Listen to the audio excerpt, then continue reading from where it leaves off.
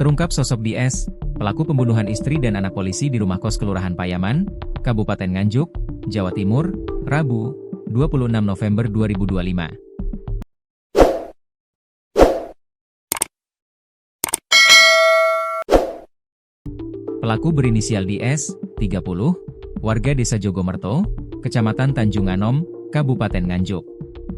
Ia ditangkap di Kelurahan Payaman, Kabupaten Nganjuk, Jawa Timur, Rabu, 26 November 2025. DS membabi buta menghabisi nyawa korban lantaran sakit hati.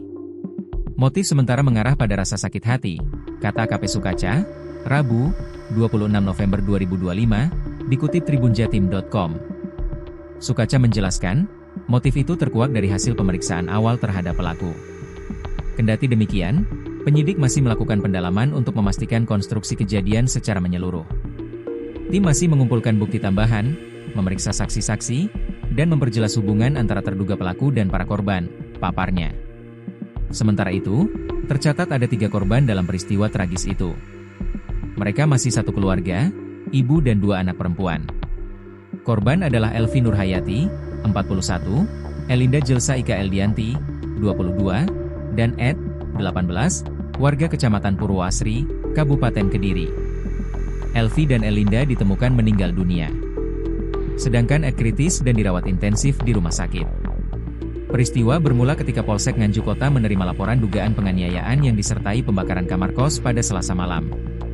Berdasarkan kesaksian warga, suasana lingkungan di TKP berubah mencekam usai peristiwa pembunuhan terjadi di sebuah kamar rumah kos. Para warga berhamburan sembari memekik. Mereka mengerubungi indekos itu.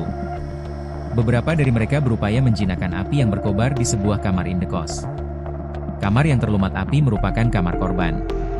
Tetangga indekos korban, Melisa Putri, 27, mengaku mendengar suara teriakan perempuan dari kamar korban sekitar pukul 23 waktu Indonesia Barat. Teriakan itu tiba-tiba muncul, tanpa ada cekcok atau pertengkaran terlebih dulu.